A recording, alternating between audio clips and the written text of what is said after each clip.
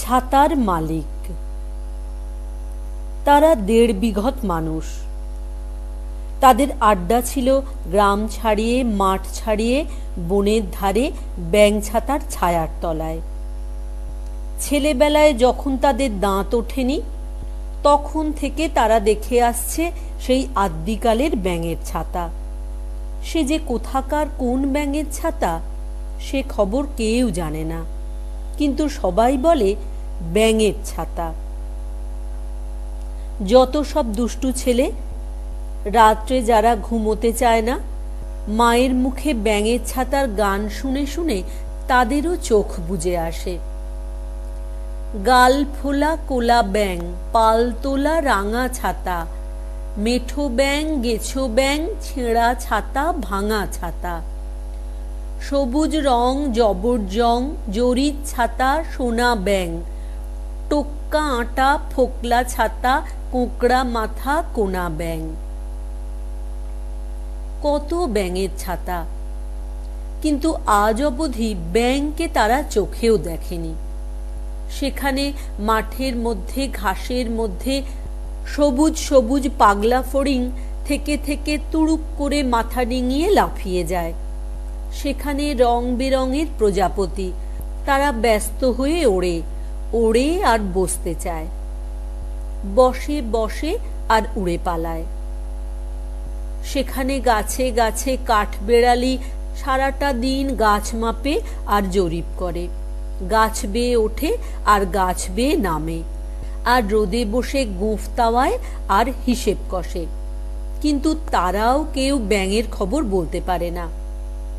গ্রামের যত বুড়ো বুড়ি, দিদিমা আর ঠাকুরমা, তাঁরা বলেন আজও সে ব্যাঙ মরেনি, তার ছাতার কথা ভোলেনি। যখন ভরা বর্ষায় বাদল নামে, বন বাদারে লোক থাকে না, ব্যাঙ তখন আপন ছাতার তলায় বসে মেঘের সঙ্গে তর্ক করে। যখন নিশুত রাতে সবাই ঘুমোয়, কেউ দেখে না, তখন ব্যাঙ এসে তার ছাতার ছাওয়ায় ঠ্যাং ছড়িয়ে বুক ফুলিয়ে তান জুড়ে দেয়, দেখ দেখ দেখ, এখন দেখ। কিন্তু যেদিন সব দুষ্টু ছেলে জটলা করে বাদলায় ভিজে দেখতে গেল, কই তারা তো কেউ ব্যাঙ দেখেনি। আর যেবার তারা নিঝুম রাতে ভরসা করে বনের ধারে কান পেতেছে, সেবার তো কই গান শোনেনি। কিন্তু ছাতা যখন আছে, ব্যাঙ তখন না এসে যাবে কোথায়? একদিন না একদিন ব্যাঙ ফিরে আসবেই আসবে, আর বলবে আমার ছাতা কই? তখন তারা বলবে, এই যে তোমার আদ্যিকালে নতুন ছাতা, নিয়ে যাও। আমরা ভাঙিনি, ছিঁড়িনি, নষ্ট করিনি, নোংরা করিনি, খালি ওর ছায়ায় বসে গল্প করেছি। কিন্তু ব্যাঙও আসে না, ছাতাও সরে না, ছায়াও নড়ে না, গল্পও ফুরোয় না। এমনি করেই দিন কেটে যায়, এমনি করেই বছর ফুরোয়। হঠাৎ একদিন সকালবেলায় গ্রাম জুড়ে এই রব উঠল, ব্যাঙ এসেছে, ব্যাঙ এসেছে, ছাতা নিতে ব্যাঙ এসেছে। কোথায় ব্যাঙ? কে দেখেছে? বনের ধারে ছাতার তলায় লালু দেখেছে, কালু দেখেছে, চাঁদা ভোঁদা সবাই দেখেছে। কি করছে ব্যাঙ? কি রকম ব্যাঙ? লালু বললে, পাটকিলে লাল ব্যাঙ, যেন হলুদ গোলা চুন, এক চোখ বোজা, এক চোখ খোলা। কালু বললে, ছাইয়ের মতো ফ্যাকসা রং, এক চোখ বোজা, এক চোখ খোলা। চাঁদা বললে, চকচকে সবুজ, যেন নতুন কচি ঘাস, এক চোখ বোজা, এক চোখ খোলা। ভোঁদা বললে, ভুসো ভুসো রং, যেন পুরনো তেঁতুল তেঁতুল, এক চোখ বোজা, এক চোখ খোলা। গ্রামের যত বুড়ো, যত মহা পণ্ডিত সবাই বললে, কারুর সঙ্গে কারুর মিল নেই, তোরা কি দেখেছিস আবার বল। লালু, কালু, চাঁদা, ভোঁদা সবাই বললে, ছাতার তলায় জ্যান্ত ব্যাঙ, তার 4 হাত লম্বা লেজ। শুনে সবাই মাথা নেড়ে বললে, হুম। তাহলে কখনো সেটা ব্যাঙ নয়, সেটা বোধ হয় ব্যাঙের বাচ্চা ব্যাঙাচি। তা নইলে লেজ থাকবে কেন? ব্যাঙ না হোক, ব্যাঙের ছেলে তো বটে, ছেলে না হোক নাতি কিংবা ভাইপো, কিংবা ব্যাঙের কেউ তো বটে। সবাই বললে, চল চল, দেখবি চল। সবাই মিলে দৌড়ে চলল।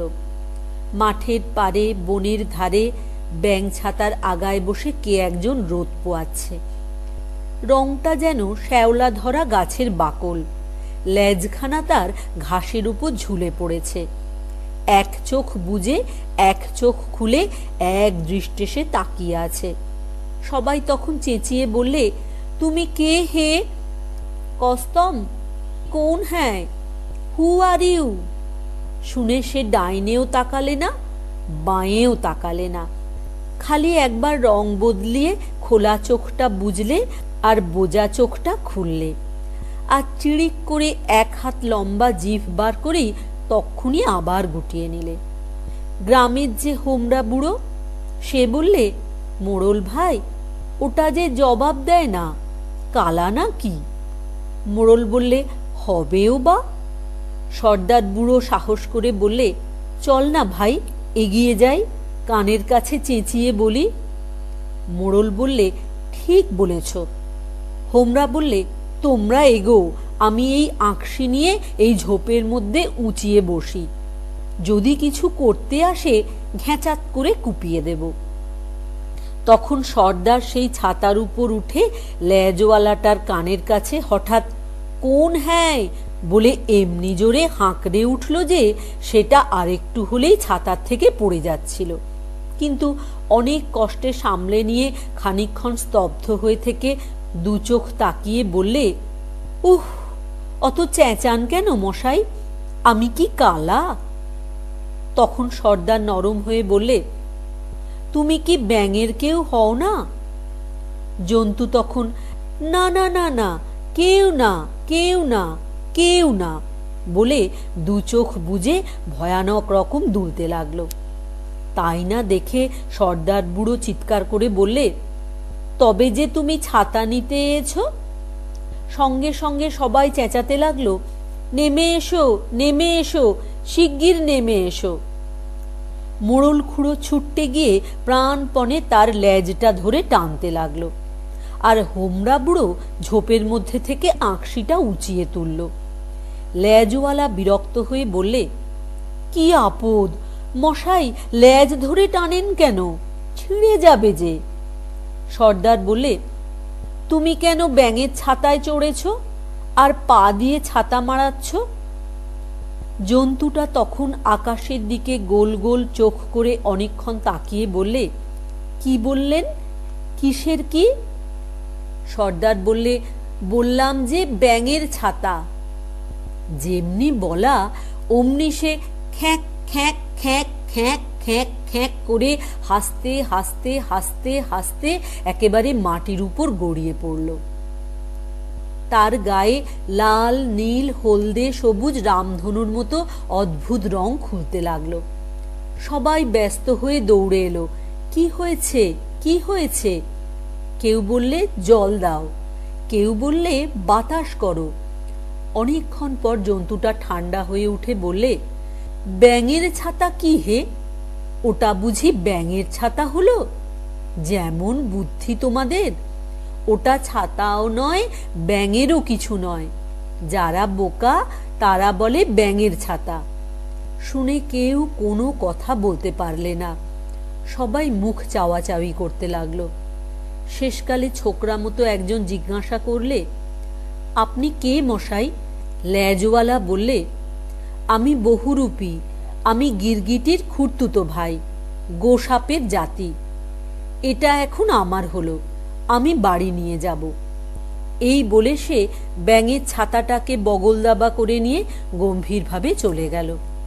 আর সবাই মিলে হাঁ করে তাকিয়ে রইল।